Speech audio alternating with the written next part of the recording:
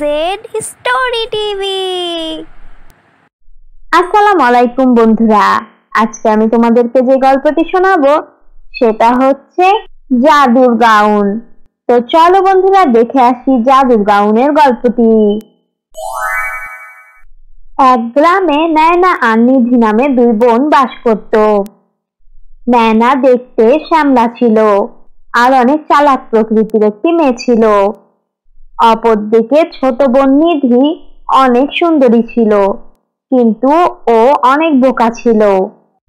ওদের বাবা মা নিধিকেই বেশি আদর করত, কারণ নয়না বড় হলেও ও ছোট বোন নিধিকে একদমই পছন্দ করত না।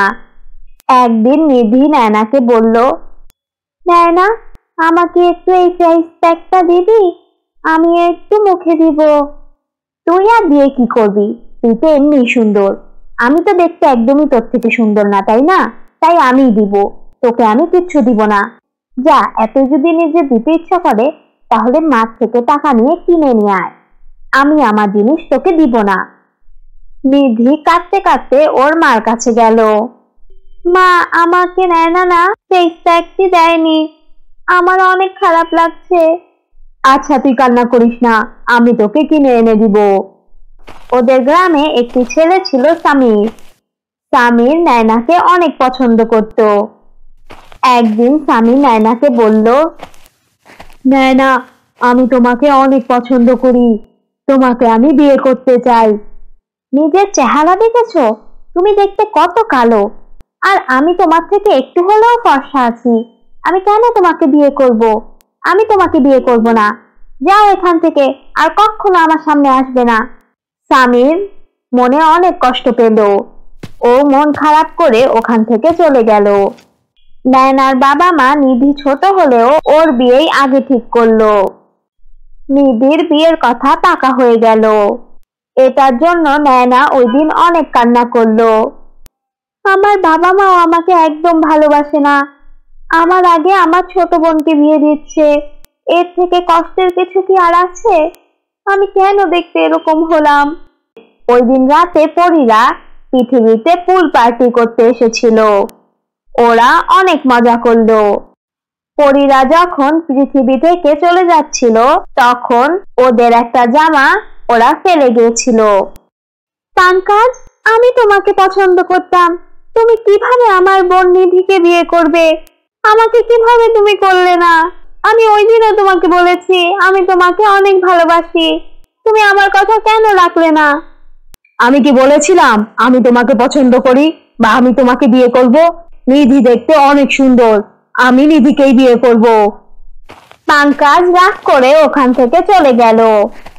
আমার কেন এরকম হচ্ছে?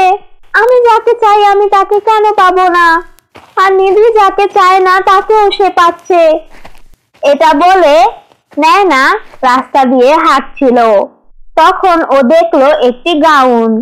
গাউনটি অনেক সুন্দর ছিল। আরে বাহ, কি সুন্দর গাউনটা! আমি যখন পেয়েছি এই গাউন, এটা আমারই হবে। নয়না জাদুর গাউনটি নিয়ে বাসায় গেল। বাসায় যেয়ে ও গাউনটি পরলো। পরার পর ও আয়নাতে দেখে বলল, কি সুন্দর লাগছে গাউনটা আমাকে, কিন্তু আমি যদি একটু সুন্দর হতাম। এটা বলার সাথে সাথে নয়না অনেক সুন্দর হয়ে গেল। কি ব্যাপার, আমি এত সুন্দর কিভাবে হলাম? এটা কি জাদুর গাউন নাকি? দেখি তো আরেকটা কিছু বলে। আমার না একটা লিপস্টিকের অনেক দরকার, আমি যদি একটা লিপস্টিক পেয়ে যেতাম। সাথে সাথে ওইখানে একটি লিপস্টিক এসে পড়লো। হ্যাঁ, এটা তাহলে একটি জাদুর গাউন, আমি বুঝতে পেরেছি। নয়নাকে দেখে ওর পরিবারের সবাই অনেক খুশি হলো। এখন আর খুশি হয়ে কি হবে? আমি সুন্দর যখন ছিলাম না তখন তো ঠিকই আমার ছোট বোন নিধির বিয়ে ঠিক করে ফেলেছিলে, এখন আমাকে এরকম মায়া দেখাবে না। এটা বলে নয়না বাসা থেকে বের হয়ে পড়লো। আমি এই নিধিকে দেখে নিব, পাঙ্কাজ আমাকে না করে নিধির সাথে বিয়ে করবে। আমি তো নিধিকে একটা মজা দেখাবই। একদিন পাঙ্কাজ নিধির সাথে দেখা করার জন্য বাসায় এলো। তখন পাঙ্কাজের সামনে নয়না গেল। নয়নাকে দেখে পাঙ্কাজের অনেক ভালো লাগলো। আরে আঙ্কেল, এই মেয়েটাকে, ওকে তো আগে আপনাদের বাসায় দেখিনি। আরে পাঙ্কাজ বাবা, এটা তো না, কিছু যদি মনে না করো, তুমি কি আমার সাথে বাইরে যাবে? হ্যাঁ, আমি তোমার সাথে বাইরে যাব। চলো তাহলে যাওয়া যাক। নয়নাকে নিয়ে পাঙ্কাজ বেরিয়ে পড়ল। তখন নিধি এলো। বাবা, পাঙ্কাজ কোথায়? ও তো নয়নার সাথে বের হয়েছে। কেন? আমার সাথে বের হওয়ার কথা ছিল ওর। তো কেন নয়নার সাথে বের হলো? আমি তো বলতে পারি না, বাসায় আসুক তারপরে জিজ্ঞেস করব। ওই দিন পাঙ্কাজের সাথে নয়না অনেক মজা করলো। ওরা ডিস্কোতে গেল। ডিস্কোতে অনেকক্ষণ থাকার পরে পাঙ্কাজ নয়নাকে বাসায় দিয়ে গেল।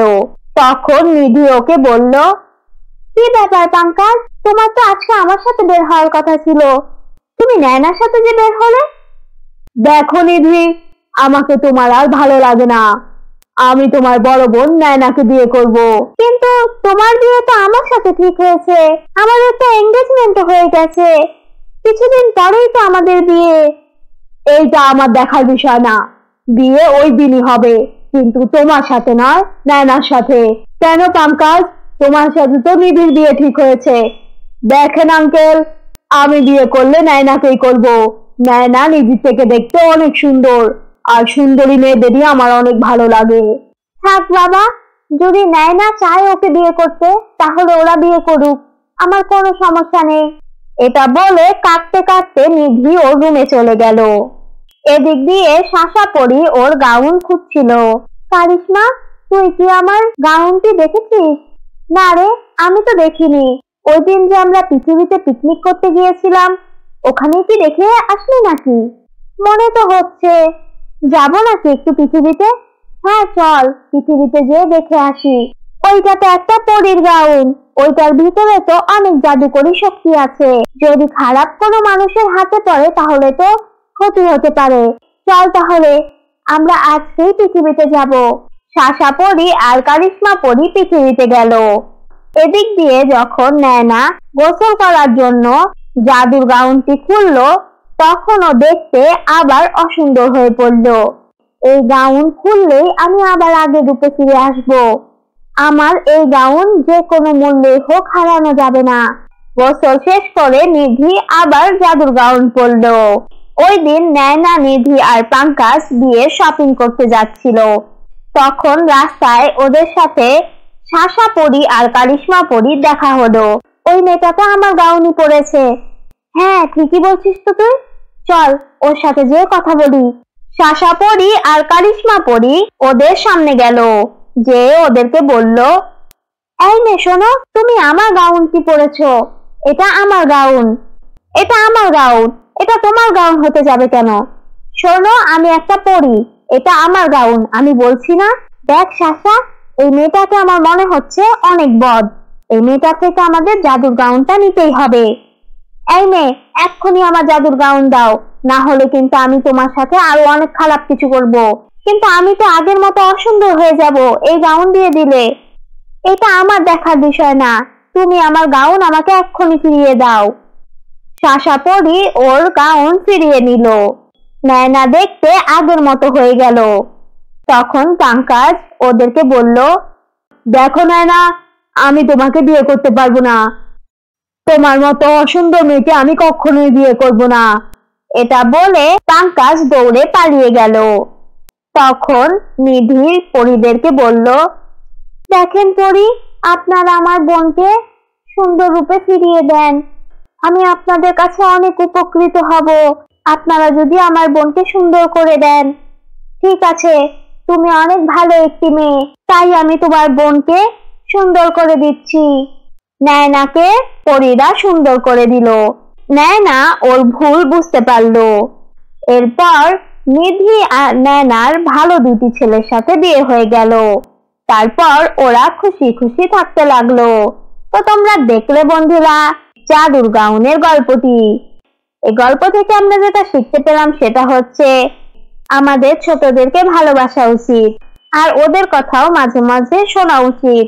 তো বন্ধুরা, এই গল্পটি ভালো লাগলে লাইক করো, আর কেমন লেগেছে এটা জানাতে কমেন্ট করো। আর হ্যাঁ বন্ধুরা, আমাদের এজেড স্টোরি টিভিকে সাবস্ক্রাইব করো। আল্লাহ হাফেজ।